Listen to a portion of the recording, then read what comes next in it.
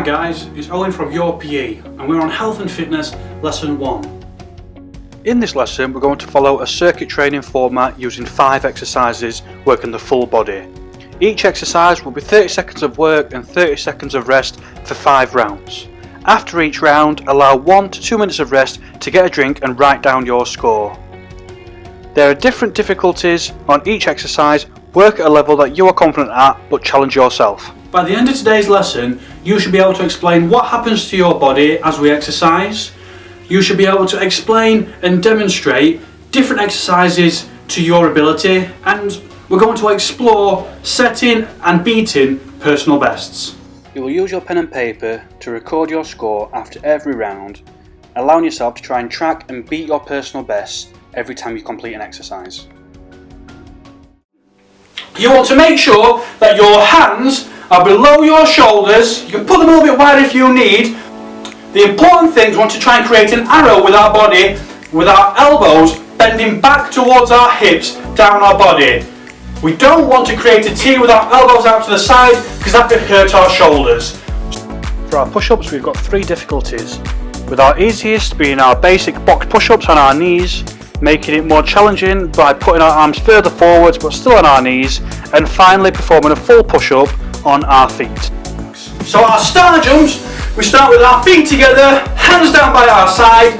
As our feet go out, our arms come up and down, and that's 1, 2, 3, 4, 5. Here we've got our star jumps, with our basic star jumps being at a nice steady pace, making it harder by performing our jumps faster, or you could increase even further by touching the floor in between each jump.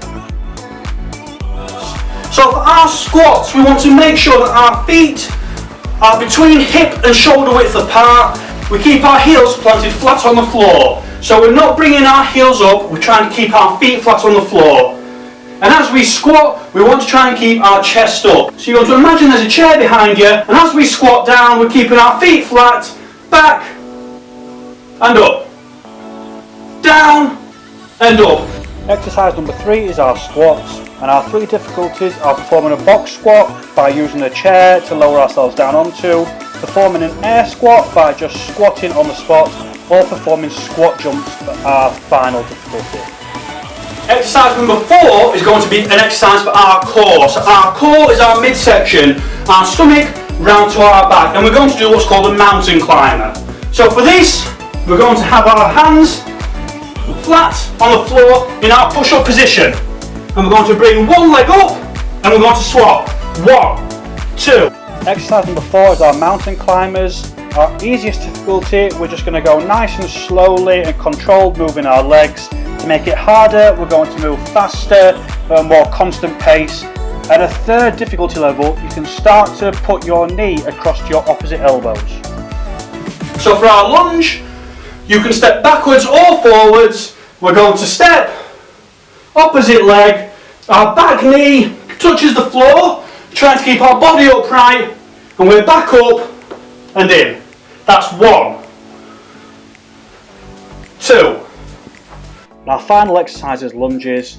Here we've got our basic exercise, which is just performing individual lunges, or to make it harder, we can perform lunge jumps by jumping in between each lunge.